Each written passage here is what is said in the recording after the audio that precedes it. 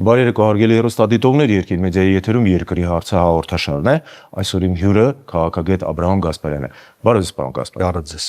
Օրերս ապրիլի 11-ից 12-ին Փարիզում տեղի ունեցավ մեծ խորհրդաժողով նվիրված Սփյուռքի ազգային այս բառը օգտագործում զորաշարներին։ Նախ այս զորաշար բառը մի հատ մեր համար վերցանեք, իհարկե ես գիտեմ։ Զորաշարը հիմնականում արևմտահայերեն մեջ օգտագործվում։ Դա մոբիլիզացիայի հայերեն թարգմանությունն է, որի մեջ ներառվում է ոչ թե այսինքն այդ բառը չպետք է թարգմանել ուղիղ իմաստով, զորքի հետ կապ չունի, այլ զորականության, ուժականության համախմբման նոված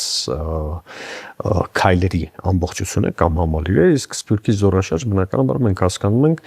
Սփյուռքի գիտամտավոր կազմակերպչական, նյութատեխնիկական ամբողջ ռեսուրսները ճիշտ հունավորելու տվյալ ժամանակահատվածի պատմական կոնտեքստում պետք է ընկալել։ Դա հատկապես 2026 թվականի հունիսի 7-ին ընդառաջ Հայաստանում խորհրդարանական ընտրության ընդառաջ այդ ռեսուրսը ճիշտ մոբիլիզացնելու եւ ազգային օրակարգին իսպաս դնելու ուղղված քայլերի շղթա է։ Բնականաբար այն գործողությունը կամ այն ընթացքը, որ հիմա մենք փորձում ենք քննարկել, դա միակողմանի չէ, այսինքն Սփյուռքից միայն դեպի Հայաստան չէ ու դեպի հայաստանյան ընտրություններ չէ, այլ նաև Հայաստանից դեպի Սփյուռք ու հատկապես ընտրությունների եւ հետընտրական շրջանում Հայաստանի եւ Սփյուռքի համագործակցության։ Եթե երկու բառով փորձենք ամփոփել կամ նկարագրել, որոնք են աշխարհակաղակական իրողությունների, մեր իրողությունների պայմաններում այն համազգային մարտահրավերները, որ կանգնած է Սփյուռքի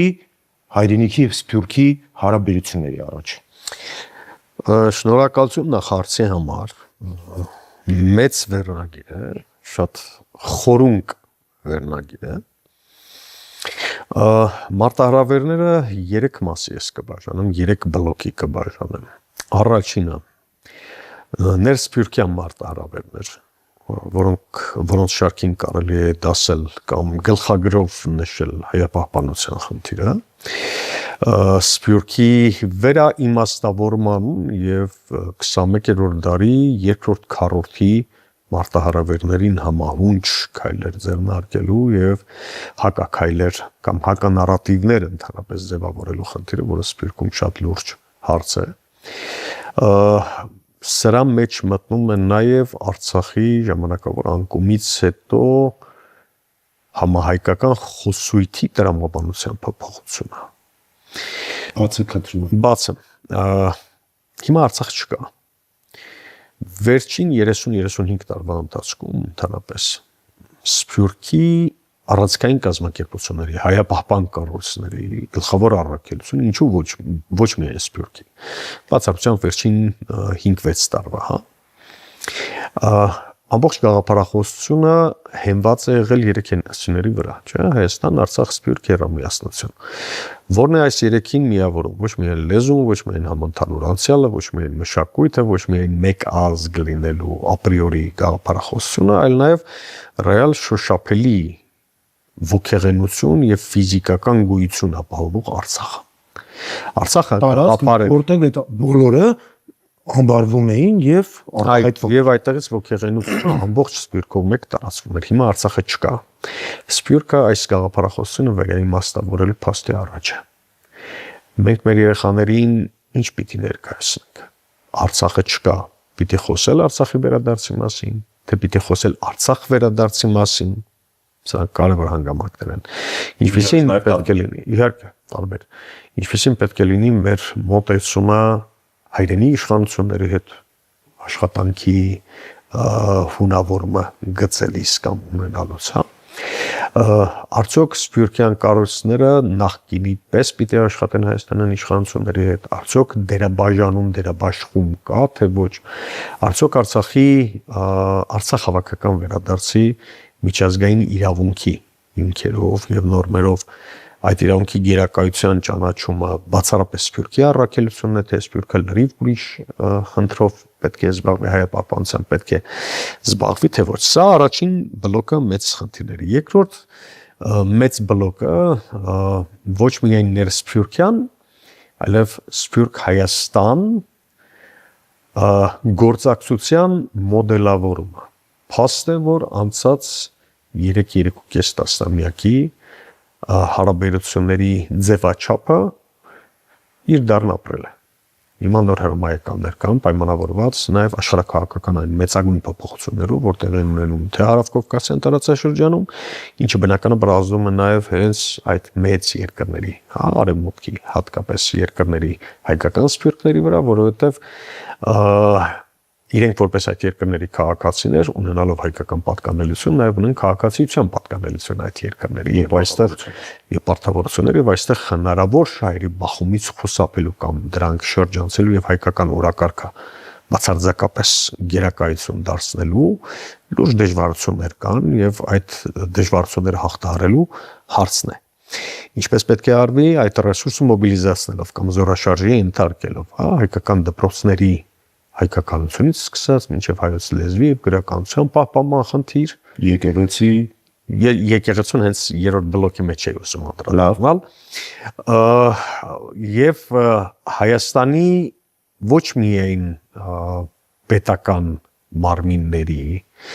այլ նաեւ Հայաստանյան հասարակությանը լսելու խնդիրները լրջորեն գիտակցելու հասկանալու եւ դրանց հիմքով համապատասխան եզրակացություններ անելու կամ քաղաքականություն որդեգրելու լուրջ խնդիր կա։ Սա խնդիրների երկրորդ բլոկը։ Երրորդ բլոկը եկեղեցու խնդիրն է, որը լուրջ ճաք է առաջացրել ընդհանրապես հայության շրջանում։ Պարզ է բոլոր սոցհարցումներով նույն Հայաստանում պարզացել պարզ է, որ հասարակության 70-71% ըստ վերջին հարցումների դեմ է վարվող քաղաքականությանը հայ եկեղեցու հանդեպ, այդուհանդերձ դեռ քաղաքական նարատիվներով պայմանավորված Երևանից, պաշտոնական Երևանից դեպի Սփյուռք գնացող կան մտահոգություններ, կան մտավախություններ, որ արդյոք Հայաստանի իշխանության որդեգրած քաղաքականությունը ճիշտ է եկեղեցու հանդեպ, չէ որ եկեղեցին պետք է վերափոխվի լալալալալա եւ այլն։ Ընդհանրապես ու կտանի դա, հա, երեք։ Ուր կտանի դա։ Հիմա այս խնդրին կարծես կա համախոհություն եւ բոլորը կարծես գալիս են գիտակցության եւ հասկանում են, որ անկախ փաստից, որ եկեղեցուներում կան խնդիրներ, անկախ փաստից, որ զանազան կառույցներ, կազմակերպություններ Հայաստանը մեծ, հայակենտրոն, համաշխարհային սփռված, խոսում են խնդիրների մասին, բայց կա մեկ հարցում կարմիր գիծ, որ չի կարելի տրոհել եկեղեցին եւ չի կարելի միջամուխ լինել եկեղեցու ներքին խնդիրներին։ Սա կարծում եմ բավական դրական ազդակ է, որ Սփյուռքի բոլոր կառույցները շատ լավ հասկանում են, ինչը բնականաբար այս համաժողովի ամփոփիչ հայտարարության մեջ ֆիքսվեց եւ ընդունվեց, որ հայ եկեղեցու պարակման ուղղված բոլոր քայլերը դատապարտելի են եւ Սփյուռքը իր բոլոր հնարավորություններով կանգնած է եկեղեցու թիկունքին, եկեղեցու արժանապատվություն եւ ոգեղենությունը բարձր պահելու եւ ոչ թե եկեղեցին պարակելու ուղղված քայլեր ձեռնարկելու առումով։ Դասբարյան, ես ուշով ուսումնասիրել եմ հայտարարությունը, համաժողովի խորհրդաժողովի հայտարարությունը, շատ ծավալուն չէր, բայց շատ ընդգրկուն էր ուշադրության արժանի առարկաների եւ երևույթների վերաբերյալ, օրինակ Հայաստանի պետականության հզորացում, ձևացմունքյան ճանաչում ու հատուցման պահանջ, Արցախյան հիմնահարց մի քանի, այսպես ասենք, բաժանումներով, տարանջատումներով ըստ բլոկների, հա, բազմաթիվ հարց, ինչ մեխանիզմներ կան, քննարկվեցին այդ մեխանիզմները, ընդունվեցին մեխանիզմներ, թե դա թողնվեց հետագայի համար։ Տեսեք, նման ձևաչափով հանդիպում վերջին մի քանի տարում, հատկապես Արցախյան վերջին կործանարար պատերազմից հետո չեր եղել։ Համաձայնեք, որ վերջին 7 տարվա ընթացքում Հայաստան-Սփյուռք հարաբերությունները թեկուզ համաժողովային կամ խորհրդաժողովների ձևաչափով հանդիպումները շատ հազվադեպ են եղել, իսկ եթե եղել են ոչ ներկայացուցչական, հենց դա է ուզում ասել, ավելի փորձեցի փապկել, հա, մեղմել։ Ոչ ներկայացուցչական են եղել, որովհետև Սփյուռքի առանցքային դերակատարում ունեցող հայապահպան կառույցների կուսակցությունների չմասնակցությունը կամ պաշտոնական Երևանի կողմից խափանարար գործունեությամբ լիազորված մարդկանց գործողումը Սփյուռքի տարբեր համայնքներ, որպեսզի պարակտիչ գործունեությամբ զբաղվեն, չի ապահովել այն ձևաչափը, ուստիև չի ապահովել խնդիրների եւ օրակարգերի, համապատասխան օրակարգերի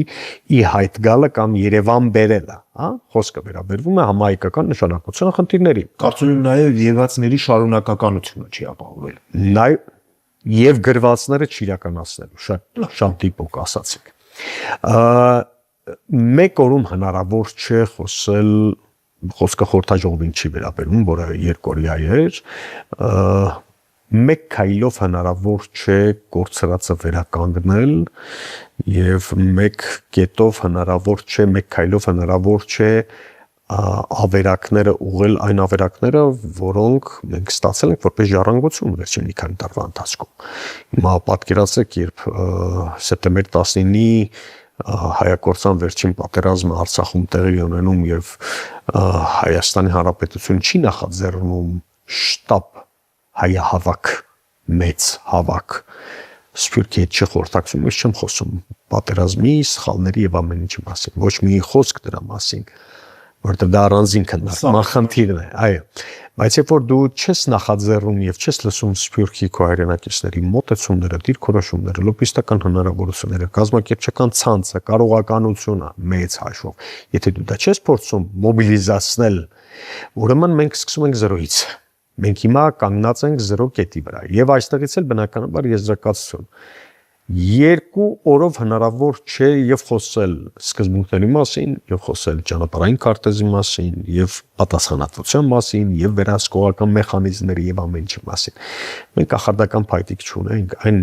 հսկայական բարոյահոգեբանական հարվածը, որը ստացել է Սփյուռքը, իզուր չէր, որ ես մեր զրույցի սկզբում նշեցի, Արցախի ֆիզիկական չգոյությունը շատ բացեր է առաջացրել գաղափարախոսական դաշտում։ Արցախի դադարեց գոյություն ունենալ։ Այո, որովհետև դու երեքո ամբողջ համայնքական կառույցները Հայաստան համայնքական հիմնադրամից սկսած մինչև դիցոք Հայաստանի եվրոպացի բարեկամներ, եվրոպական տարբեր կառույցներում կոլոբիստական խմբավորումները, հայդատի կառույցները ամբողջ աշխարհում, անհատ մարդիկ, որոնք մոբիլիզացվել էին վերջին 3 տասնամյակում Հայաստանի անկախությունից հետո 3 հարցերի շուրջ։ Հայաստանի անկախության ամրապնդում ապահովելով նաև եվրոպական համապատասխան երկրների աջակցությունը եւ տնտեսական եւ արգելանք դնելով Ադրբեջանին ռազմական օգնությանը, հա, սա առաջին ուղղությունը, երկրորդը Արցախի ինքնորոշման իրավունքի իրացման հնարավորություն եւ միջազգային ճանաչման դաշտի ստեղծում, այս երկուսը չկա եւ հայոց ցեղասպանության եւ իրավատիրության, այսպես ասենք, խնդիրների հետապնդում։ Հիմա այս 3 որակարգային 3 խնդիրներից ոչ մեկը չի մնացել։ Երբ մենք խոսում ենք վերակառուցման մասին, մենք պիտի հասկանանք այս օրակարգային 3 խնդիրները վերախմբագրման խնդիր ունեն, թե ոչ, ում համար են առաջնային։ Շատ ներողություն, ես այդտեղ իմ ելույթում ընդհանուր կշտամբանքով անգամ խոսեցի բոլոր այն քաղաքական ուժերի մասին, որոնք ամաչում են Արցախ բառը արտաբերել։ Նախընտրական ինչ քվեներ մուրալու պատրվակով իրենց թվում է, որ Արցախ բառը եթե ասում են կամ Արցախ հավաքական վերադարձի իրավունքի մասին բոլոր նրանք ովքեր խոսում են, փաստորեն իրենք մարգինալ են եւ գտնվում են խաղից դուրս։ Բացի դրանից նրանց քաղաքական հայրերը հայտարարում են, որ եթե նրանց խոսույթում կամ ընդհանրապես հայաստանյան խոսույթում հայտնվի Արցախ վերադարձ, ուրեմն գնալ ենք մեզ պատերազմի սպառել։ Կամ եթե որևէ մեկը հայոց ցեղասպանության միջազգային ճանաչման մասին է խոսում, ուրեմն մենք գնում ենք Թուրքիայի հետ պատերազմ։ Կացիները սրանք սրած դրած։ Այո, հիմա այս բոլոր խնդիրները վերարժևորելու, վերախմբագրելու իմաստային, ոչ թե իմաստային բովանդակային փոփոխության, այլ իմաստային վերադիրքավորման խնդիրներ կան։ Կարծում եմ, որ այս խորհրդաժողովը կարևոր քայլերից մեկն էր մեր պոստուլատները եւս մեկ անգամ հստակեցնելու։ եւ նշել, որ անկախ փաստից թե Հայաստանում գործող պետական իշխանություն ինչ քաղաքականություն կվարի համազգային հարցերում, այսօհանդերձ Սփյուռքի վերաբերմունքը անփոփոխ է օրակարգային այս 3 հարցերի վերաբերյալ։ Դրանք են Հայոց ցեղասպանության միջազգային ճանաչման եւ իրավատիրության, Արցախ հավաքական վերադարձի, ինչպես նաեւ հայ առաքելական Սուրբ Եկեղեցու պարակտիչ գործունեությունը կասեցնելու եւ եկեղեցու թիկունքին կանգնելու։ Այսինքն ազգի միասնականության, իսկ ազգի ինչով է միասնական, ոչ թե որ մենք փողոցում իրար տեսնում ենք, ասում ենք մենք եղբայրներ ենք, ոչ, մենք գործով եւ օրակարգային հարցերի շուրջ ենք միասնական։ Մեր մոտեցումները համահայկական նշանակության հարցերում պիտի լինեն միասնական։ Սփյուռքի այս համաժողովը փաստեց սա, որ անկախ գոյություն ունեցող վիհից, անկախ գոյություն ունեցող խոր հակասություններից, այս հարցերի վերաբերյալ մեր սկզբունքային դիրքորոշումները անփոփոխ են։ Ցավով պիտի հաստատեմ ձեր վերջին խոսքը, որ հայես ախպեր կայֆա չեն, դարել է մեր օրերի, այսպես ասենք, ապրելակերպը, բայց համաժողովում ես գիտեմ, որ լուրջ պանելային քննարկումներ են եղել, լուրջ ելույթներ են եղել եւ այլն եւ այլն։ Այս ամեն ինչի վերաբերյալ կոնսենսուս կար կամ կար կետ, որի վերաբերյալ համաձայնություն չկար կամ դեռևս մտածելու տեղ ունենք։ Շատ բարի, ես մինչև այդ հարցին պատասխանելը պիտի խնդրեմ ինձ 1 րոպե ժամանակ տրամադրել ներկայացուցչական անձնակազմի մասին խոսելու։ Ինչու՞։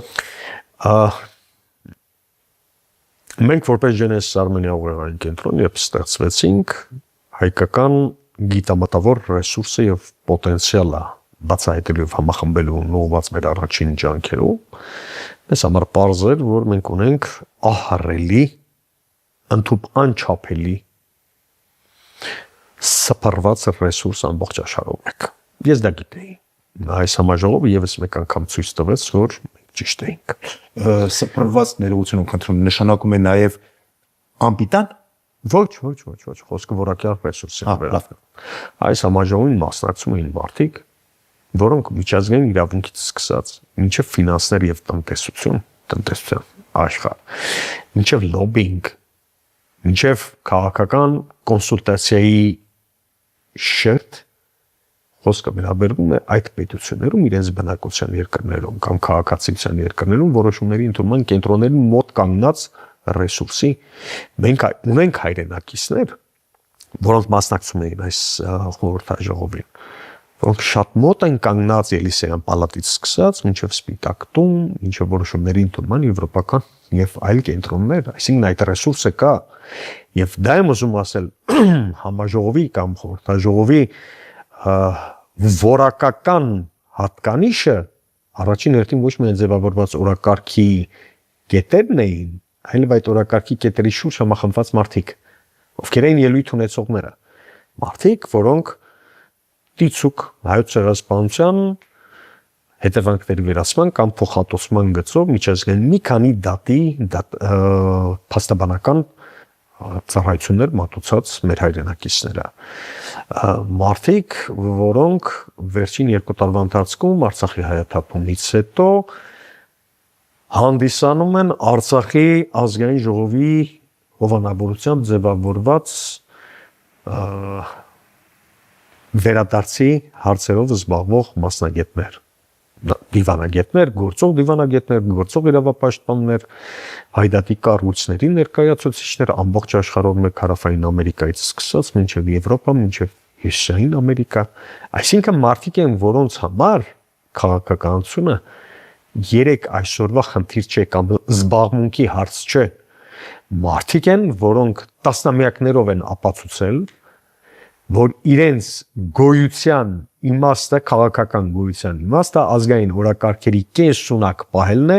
եւ շարունակական հետեւողականություն։ Ես մեկ օրինակ եմ ուզում պարզապես բերել Հայաստանի լսարանը քիչ թե շատ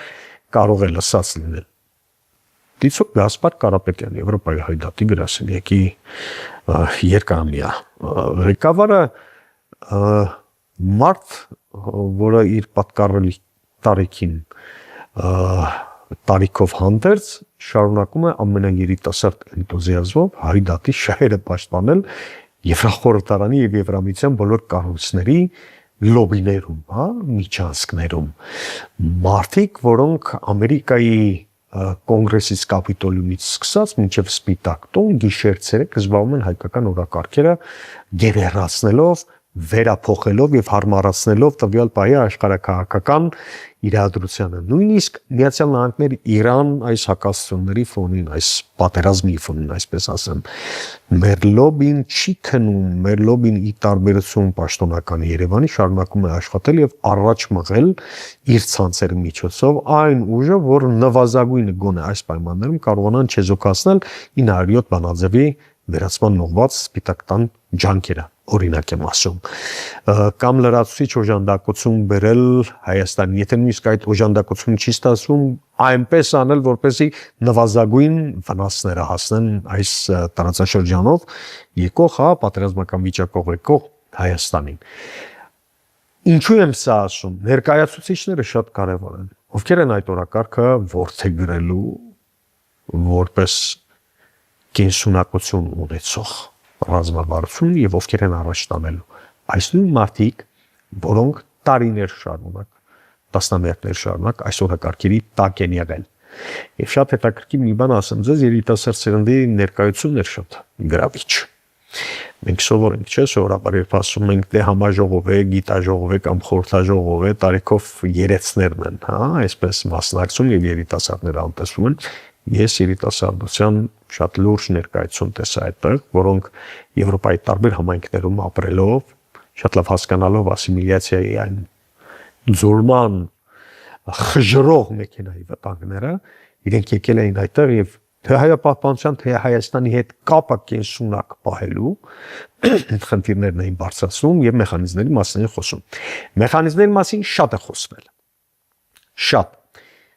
կան պատկերացումներ, կան լուծումներ եւ մոտեցումներ, բայց կարծում եմ, որ հռչակագրային փաստաթղթերի ընդունումը կարող է դառնալ ուղենիշ հետագայում ավելի ռացիոնալ եւ առարկայական տարբերակներ քննարկելու, որովհետեւ մեխանիզմները չպետք է լինեն հռչակագրային, սկզբունքները պիտի լինեն հռչակագրային։ Շատ լավ։ Պարոն Գոսպարյան,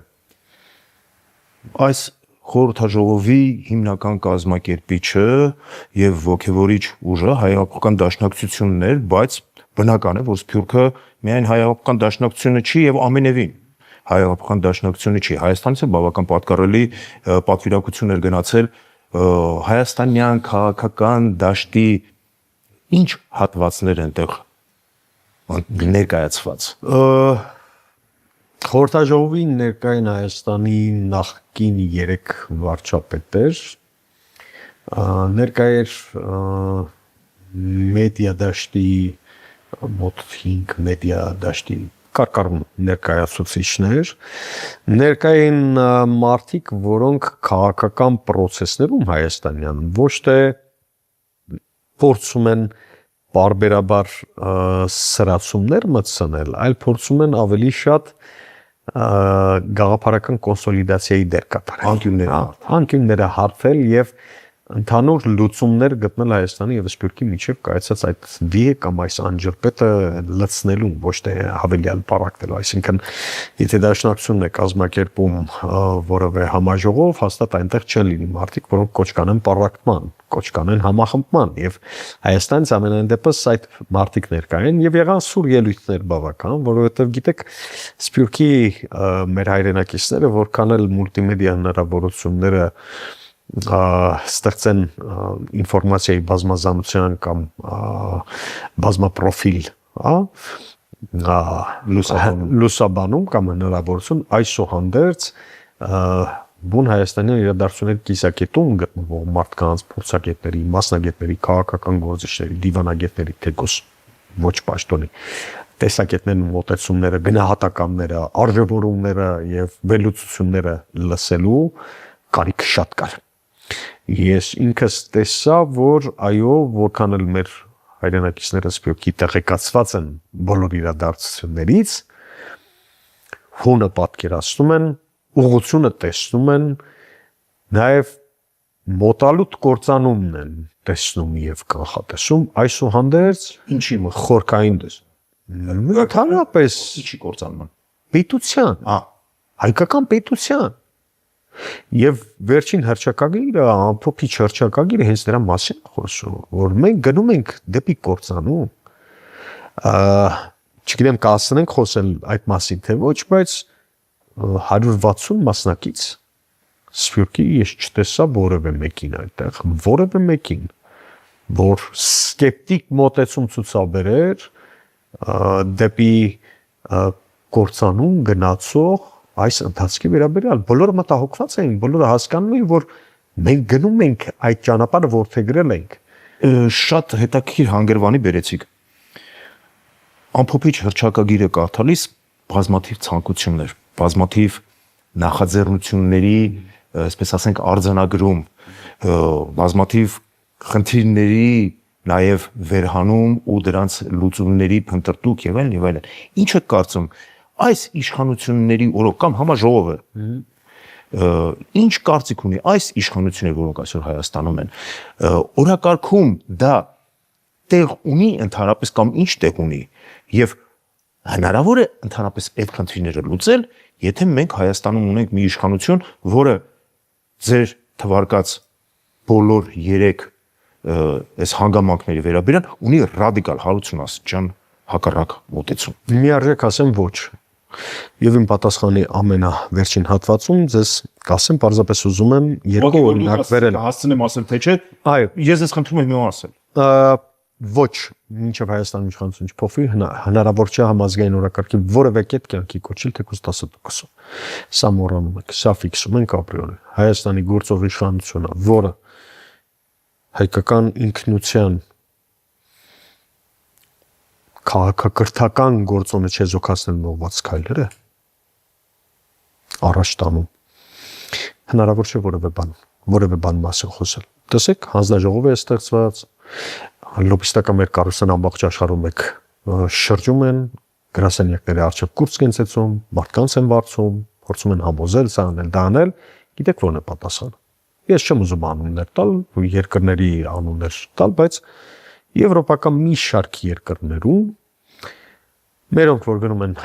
արտգործնախարարություն, որպես ինչ-որ մի բանաձև փորձ են անցկացնել, կամ գիտեք ո՞րն է պատասխանը։ Գնացեք ձերոնց ասեք։ Խանգարում են։ Հայաստանի իշխանությունը չի ուզում դիցուկ Շվեյցարիայի նման երկրից որևէ քայլ Արցախի հարցով որևէ բանաձև ընդունում, որովհետև դա խանգարում է Ադրբեջանի հետ այսպես կոչված խաղաղության process-ին։ Բայց դա նաև ներիշխանական հարաբերություն եք, Արադ Միրզոյանը մի հայտարարություն արեց, ասին հələ մի րոպե, հենց նոր ձեր վարչապետը այդ անհստակությունը իհարկե այստեղ ներսում կա, բայց արտաքին դաշտում կարծես իրենք Բաքվի եւ Անկարայի հետ միարժեք համընթաց քայլում են։ Երեք մայրաքաղաքներն էլ